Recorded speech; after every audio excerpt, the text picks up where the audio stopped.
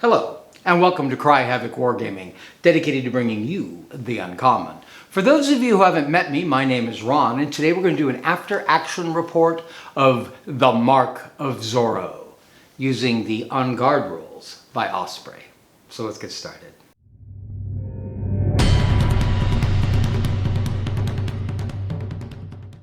I've been playing with the idea of doing a Zorro game for some time. I wasn't really sure what rules to use, but I knew I wanted to make use of the excellent figures made by Boot Hill Miniatures. Now, these figures are mostly made for doing the Battle of the Alamo or the War of Texas Independence, and they're just beautiful figures. They're perfect figures to play the Alcalde side, and Boot Hill happens to make an El Zorro miniature. So with the purchase of those, I've also got some peons that I've purchased from Wargames Foundry. They're not in this particular game, but that's to help increase the size of this particular genre. The real question has been what rules to use, and En Garde came to mind immediately. En Garde's really what sort of inspired me to do that, because it has such good sword fighting rules. Where I've been worried about it is, well, there's two things. One, Zorro doesn't tend to fight with a very large team. Zorro is usually shown in most versions. It's a little less true with some of the very modern ones and the Anthony Banderas ones. But very commonly, it is Zorro. It is a manservant, perhaps. He often has a friendly padre, and maybe there's a love interest who's helping him, but they're usually limited. In the Antonio Banderas ones, she's not so limited, but that's an obvious place to go if I could find a decent figure, would be to have a fighting girlfriend or love interest that I could add to it. But that's sort of a challenge, is trying to find a balance where one side is mostly one guy against a horde of guys. The other challenge I've had is that En Garde is really designed for an earlier period. And I think maybe it's part of the attraction of Zorro that he's a little anachronistic. He's fighting mostly using a sword in a period that's really the era of gunpowder. These rules have guns included, but they are certainly not meant to be the major play of the rules. In fact, the thing that most concerned me is these rules suggest that you should never have over half of a side's figures armed with missile weapons. And in the game you're about to see, all of the enemy have missile weapons. So I took the opportunity to provide handguns or pistols as backup to the main characters, or to the good guy characters, to both Brother Fernando, where I really feel like I might be pushing it, and Zorro. Zorro's usually shown using a sword, but occasionally in a number of the movies he will use a handgun. It's usually not his. It's usually one he picks up from somebody, but it's not out of the reality of the genre. So I've given both of them pistols. And of course, these are all black powder weapons, so they're slow to reload. That's an advantage. And I've tried to rely on a complicated piece of terrain.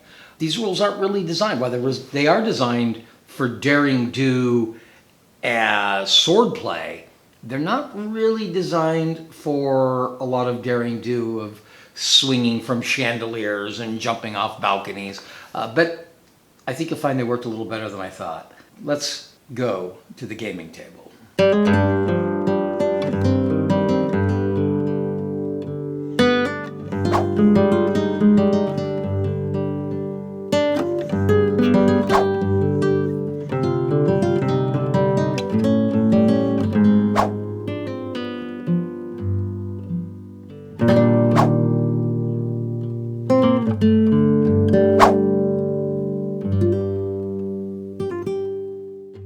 Sergeant Rodrigo and a small squad of his soldiers are approaching this little countryside tavern to hopefully collect tax money by way of wine. El Zorro and Father Fernando are approaching here in order to confound their plans. What we are playing is going to be a simple skirmish scenario. The points are almost fair. I am actually shy a few on the case of the government troops. We begin any turn, as we're going to roll for priority. So the little blue die is going to be El Zorro, and the big red die is going to be for Sergeant Rodrigo. It is El Zorro has priority. Priority means that he gets to determine who is going to go first in any action. So we go directly to the move phase, and our moves are going to be quite a bit different. I rolled earlier. This is Dawn. Dawn means that line of sight is only 18 inches for the first 2 turns of the game. I also rolled for weather. I got rain. So in reality, when after those first 2 turns, the weather is only going to go to a maximum range of 24 anyway. And we're going to see the black powder weapons affected by that. What that means is that when they go to reload, that they will have to roll a d6, and on any 1 or 2, they're not going to actually get their reload. The move for most of these guys is going to be based upon their speed, which is infantry for most of them. The normal for infantry is 6. And then El Zorro, because he has brought his horse with him, his normal movement is 12. El Zorro first. Zorro is going to go at the run, which actually brings his horse up to 18 inches.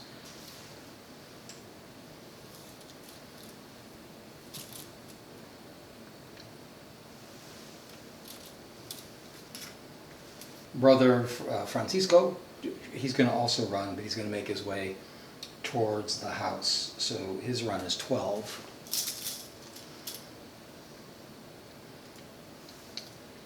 Sergeant Rodriguez, on the other hand, is going to order, he's going to go up to the wall, order his men to fire. Well, first they have to get there, so they're all going to run up to the wall.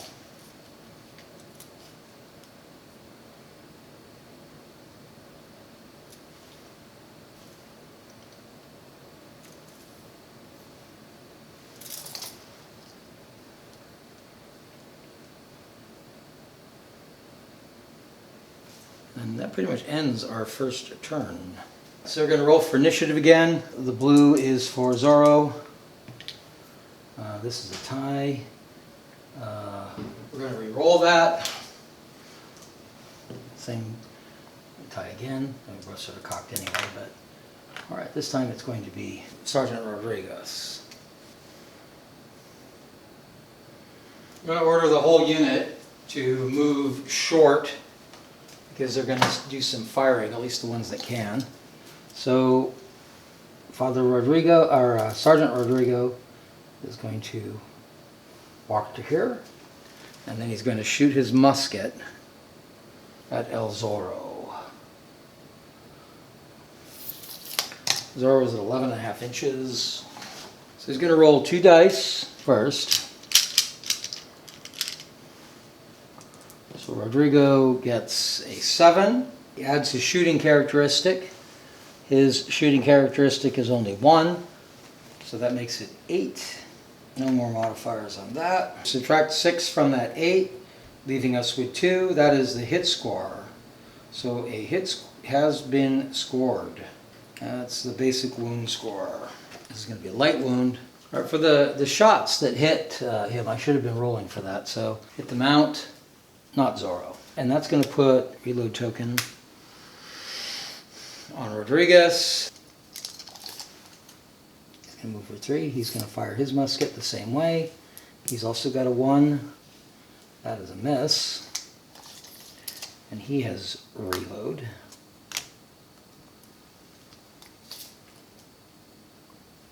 I think he just barely has line of sight. He's going to shoot. 6, 7. There's a stun on. I think we can live with a stun. And they're going to move to there. All right. I think what I'm going to do is dismount Zorro and then take a move back into here. So he's going to dismount and move through that gate into here.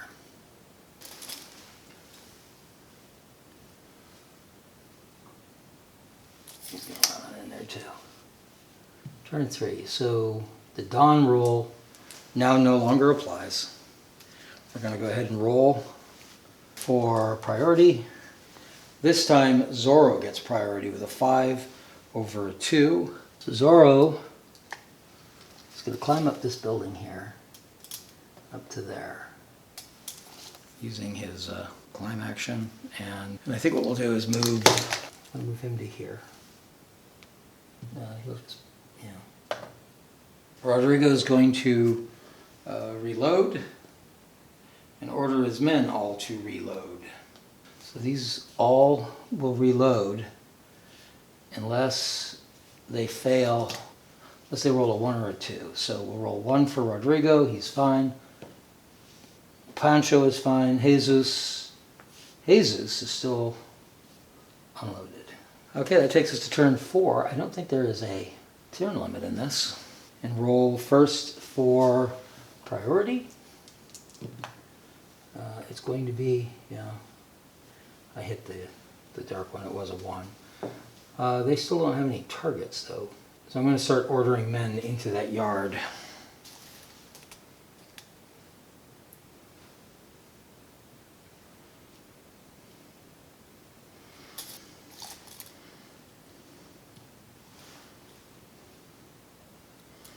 And he's going to reload again. And that time he's fine.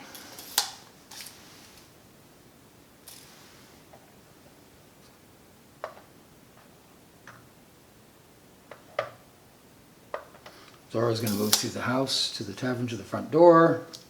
And I think I'm just going to leave Pancho where he is right now, out of fear. Alright, so we're going to roll for... they get to go again. Oh, I should have done a dexterity check for that climb. I missed that. That would have been 2d6 plus initiative. So 4, 5, initiative is 4, so that would have been 9. That would have been successful. Okay, no problem. I'm going to continue doing what they were doing. So Rodrigo's going to walk along back here.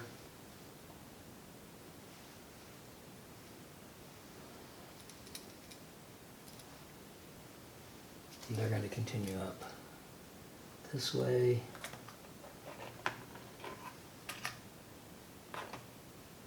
I'm going to move for 3 up to here.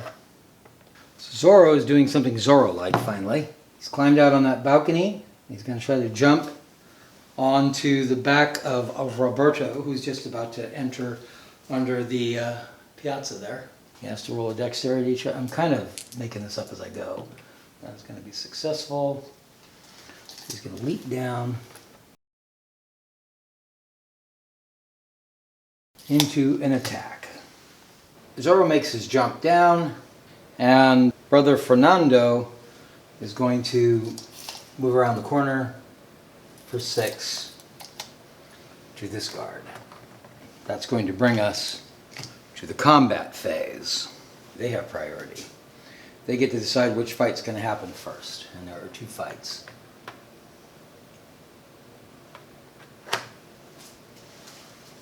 Basically 2 soldiers with bayoneted muskets.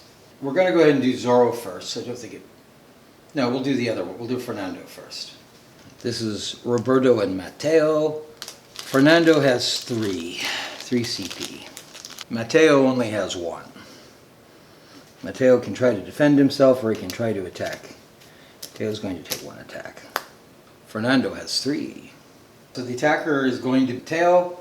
Mateo spends an attack token to do that. It's the only one he has. The defender declares whether or not he'll make any ploys. He doesn't have the right tools for a repost. No, I don't think he will. The attacker doesn't have any points for making a ploy. So the attacker rolls 2d6, and we get 7. He's going to add his fight characteristic, which is 1, so that's 8. The defender only rolls 1d6. He gets a 6. He adds his fight characteristic. Fernando's fight characteristic is 3, so he is a 9. He beats him by 1. So the attack has failed. So he can attack back, which he's going to do. 6, 7, 8. His attack, his fight is 3, so that's going to be 11. Rodrigo is a 5, 6. Okay, so that beats it by 2. That is a basic wound score of 2. This is a light wound. So Mateo has received a light wound. Now we'll do the other fight. This is Roberto. Roberto also only has a combat pool of 1, but he's fighting Zorro. So Zorro is going to spend 3 attacks and 2 defense. So each player rolls a d6. Dark blue is for Zorro. He gets it. So Zorro is actually going to go first. Zorro is going to make an attack. I didn't take a defense for Roberto. So it's going to be 9 plus a fight of 5. That's 14 against 7. So that is 7 points. That's going to be bad. That is a critical wound. That model, Roberto, is dead, just like that. Boom. And that ends the combat phase, which means it also ends turn 6. We're flying through this game, and we're going to roll off for priority. Again, the Alcalde's troops have the priority. I'm going to go ahead and activate Jesus first. Jesus is just going to turn, and then he's going to fire. He's going to fire at El Zorro. Zorro is at a range of 8. No modifiers for that. He is no longer engaged. He is not in cover. So he's going to roll 2d6. So he rolls 7. He adds his shoot characteristic, which is only 1, so that's 8. We add any bonuses the weapon gives. It will give a +1 to wound, but we're not there. We subtract 2 from that 8. That leaves us with a 2. So hit is scored. He gets hit for 2 points. That's going to be a light wound. He has tough, which means he doesn't really notice the effect of light wounds.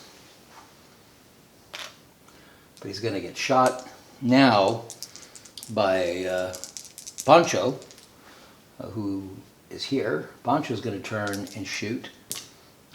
3, 4, 5. That one misses. Going to go ahead and move Rodriguez up and around the corner and into the yard. Now for our moves. I'm going to move Zorro out of the line of sight and into the fight.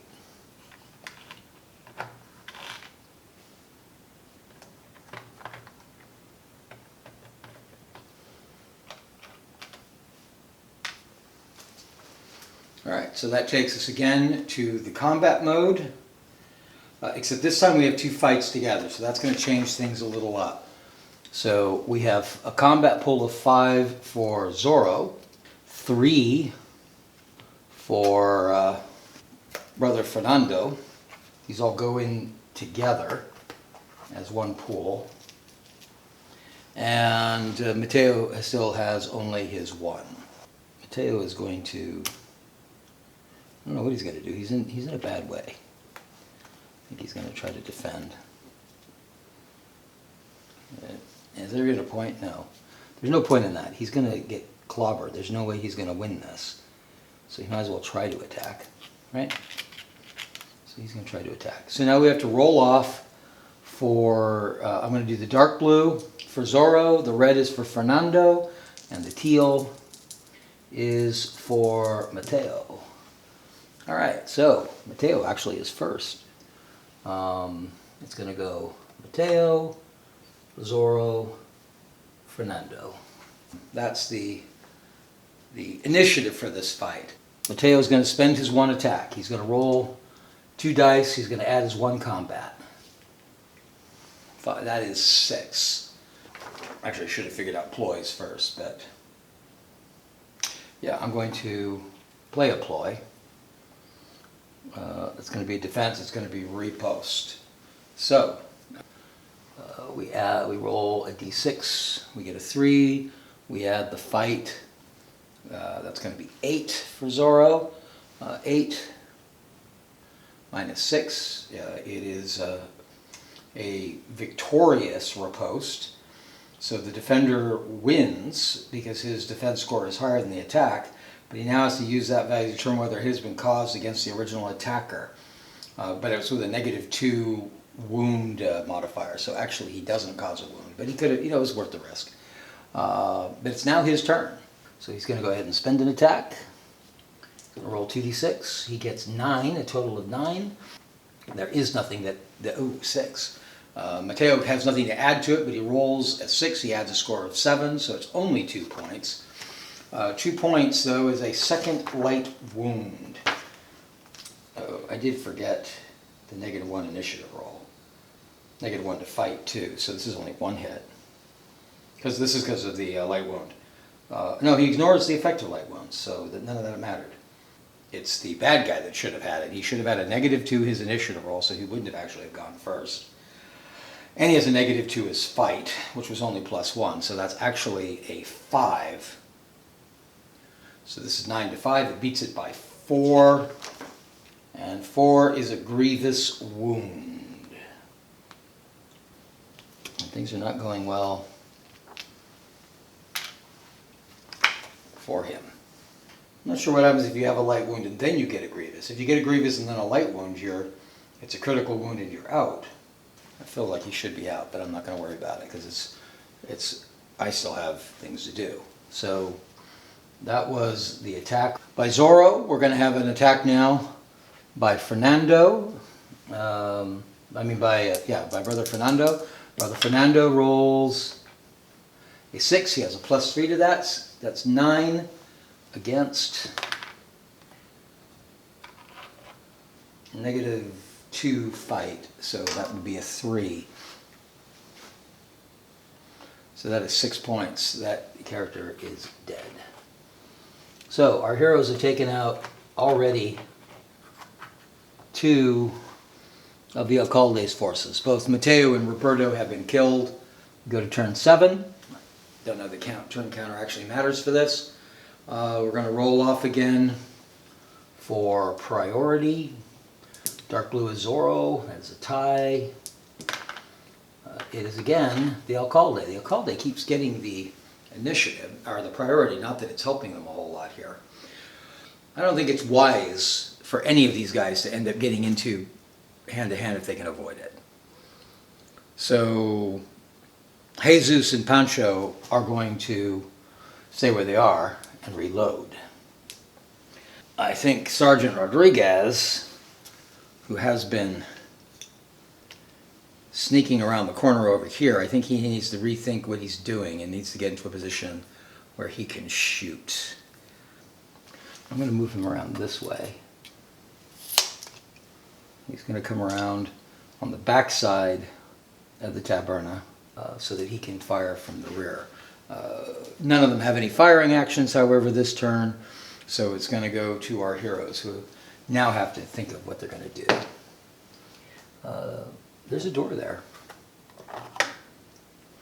I'm going to go ahead and move both figures inside the house. Not sure where I'm going, but there's no combat now, so we'll go ahead to turn 8. We'll roll again for priority. This time El Zorro has it. I'm going to go ahead and climb both figures upstairs.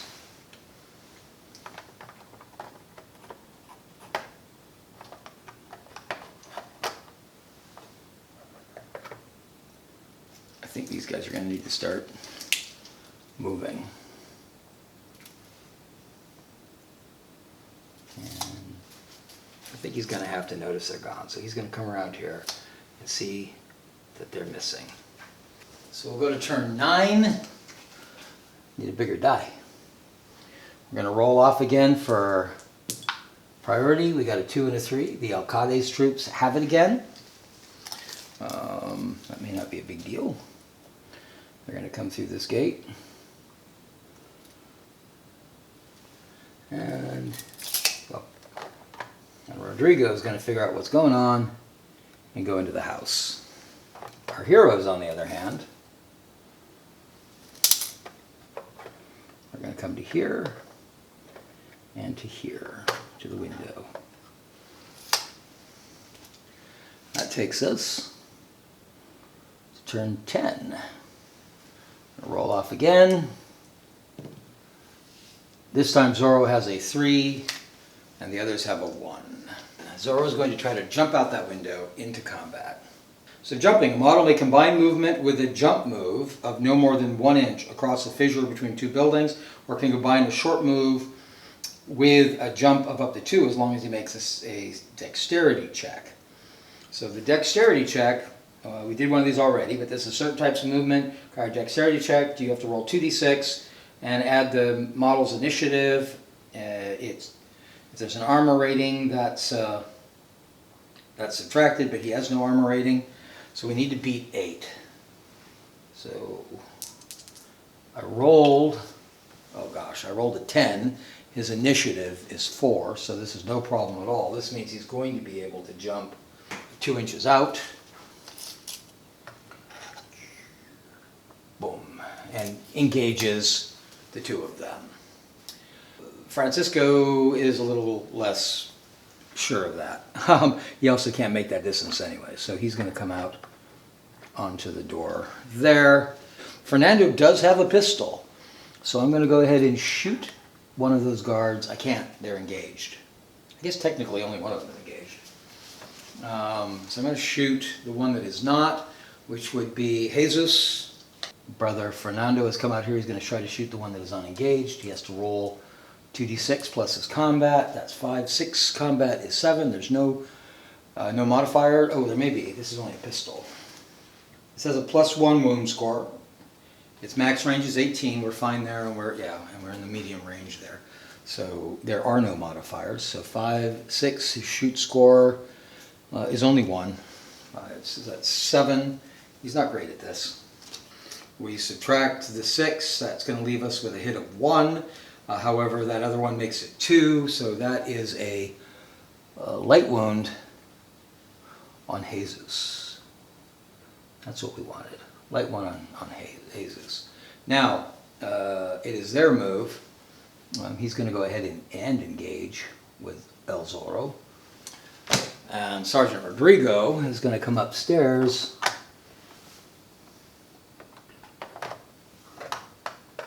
after our brother. Now we go to the combat. Well, we have to first pull pools. So, Zorro has 5. I think I'm going to need a bunch of attacks, but defenses would not be bad. They each get 1. They could defend, but is this wise? Yeah, I don't think it is. I think they're going to try to attack. Not sure I'm making the right choice there, but so now we roll off for initiative. So it's going to be blue for Zorro, aqua for Poncho right here, and then we use red for Jesus, and Jesus is down 1. Zorro, Poncho, and Mateo. So the first thing that's going to happen is Zorro is going to do an attack. The defender can declare whether he's going to do a ploy, but he doesn't have tokens really. So Zorro has rolled, what is that, 5, 6, 17. Poncho has rolled 4. That is dead. He is slaughtered. Boom, he's gone.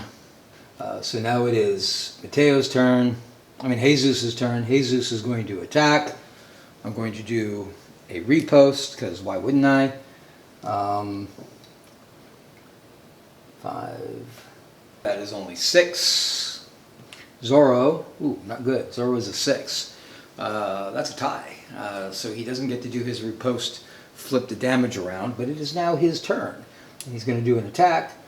There is no defense for Jesus, so that's going to be 11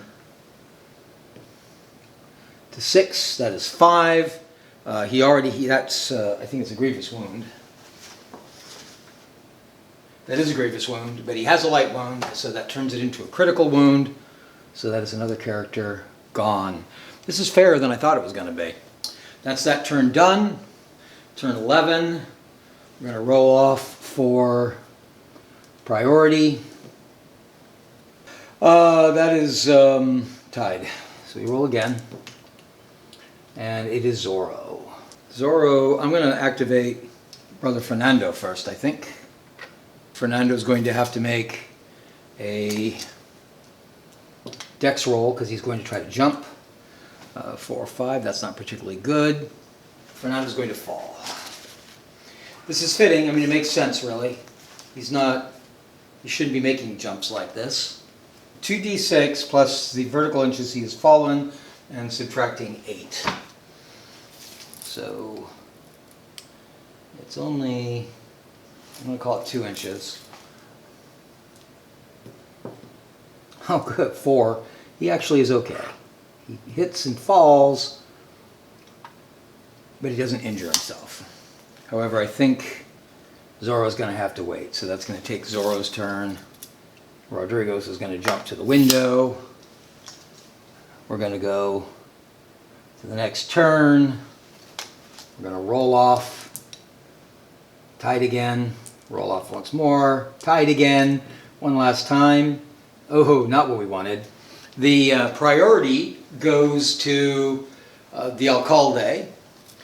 The Alcalde consists right now only of Sergeant Rodriguez. Sergeant Rodriguez is going to combine a move and jump to get 2 inches to close. So he needs to beat an 8. He's got 2d6 plus 2 plus his initiative is 4. He fails.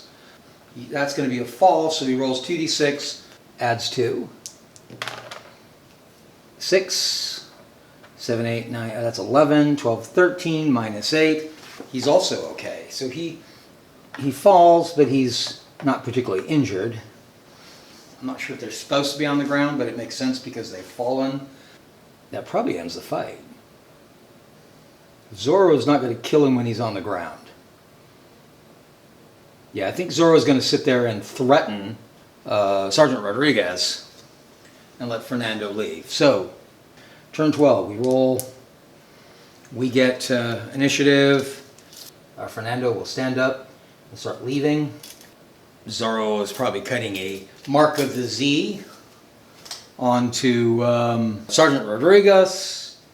Sergeant Rodriguez is just going to lay there. I think this fight's going to end because Rodriguez is not really that brave and is not going to risk himself at this point. So that's going to bring a conclusion to this game. I was pleasantly surprised. I think that game worked. I think I was really lucky. I believe that I had a good combination of skills, and the poor luck and aiming ability of the Alcalde's forces really aided me.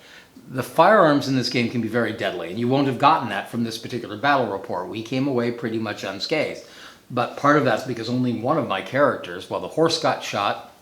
The horse got a light wound earlier, and I just got him out of there. And Zorro took a wound, but Zorro ignores the effects of light wounds. I got him tough. I gave him the skill tough for that very reason. They still count. If he had received another light wound, it would have turned into a grievous wound. But the negatives to his initiative and to his fight skill, none of those affected him. That was important because he was shot. He did receive a light wound. The increase of his abilities over the opponents being mostly, I didn't buy any very expensive enemies. I don't remember what level Sergeant Rodriguez is, but he was the highest one, and I think he was only a 2, maybe a 3 rank. I'm pretty sure he was only a 2. And the other guys were all 1s, and I did that quite on purpose to try to make this a possible scenario. And it worked out, I think. Whether it would do that all the time, I don't know. I am interested in trying some other rules if I can get my hands on them. I say that because there's a set of rules that has been recommended to me that has a particular Zorro expansion, but I can't find it anywhere. Maybe I'll write to the author. I'm also thinking about using Pulp Alley. Pulp Alley, I didn't think about it in advance. In fact, I didn't think about it until I was playing this game. But Pulp Alley is remarkably versatile, and using its modifications for archaic guns, which would, again, give you that reload feature to the guns by acting as black powder weapons instead of modern weapons. One of the things that really intrigues me, the idea of using Pulp Alley, is that the horse itself could probably be better represented in Pulp Alley than any other game. Pulp Alley lets you use a horse as just a mount, or any animal can be a character in your league. And you get to decide how trained and intelligent that animal is. So in something like Rin Tin Tin, he may actually be the leader of the group. But right below that, a very smart animal, maybe Lassie. That animal might be a sidekick. Or it could just, I mean, by playing a character, it's always going to be a little more intelligent than just your normal animal. And of course, Tornado, Zorro's horse, is often implied, at least, to be above, they have a superior intellect for a horse, and to be incredibly well trained. So you could play this with Pulp Alley and actually make Tornado one of the characters. And that would help reduce the issue I mentioned earlier about the number of characters, because unless you play them both as sidekicks, the two leaders of the group, you're going to have like 5 characters in a typical Pulp Alley league. And that would be a challenge with Zorro. But still, I may do that. I may play a game of Pulp Alley Zorro. I've left the table set up with that in mind. Anyway, I think that worked. I enjoyed it. I really like the game En Garde. I've invested in a bunch of figures for Border Reavers, which I may try with these rules. That was my original plan, but since then I've taken part of Flags of War's Border Wars Kickstarter, and that's coming with a set of rules. And I have 3 previous sets of rules that predate that. So I do want to do some Border War games, and I'll probably do those here. And that fits a little bit better into this period. I mean, this is a huge period that this book covers, but it's not the 19th century. So Zorro was sort of pushing it. But I enjoyed the game. I hope you did. If you have any questions or have other suggestions for games that would work with Zorro, or play other games already that work for Zorro, I'd like to see those in the comment section down below. Also, if you have any ideas for further content you'd like to see us produce here on Cry Havoc Wargaming, we look in the comment section for those as well. If you've enjoyed this video, I hope that you will hit like, and if you'd like to continue to receive notifications for videos like this one that may help you determine how to better spend your time or money in your tabletop wargaming hobby, then I hope you'll hit subscribe and ring our notification bell. Till next time, cheers.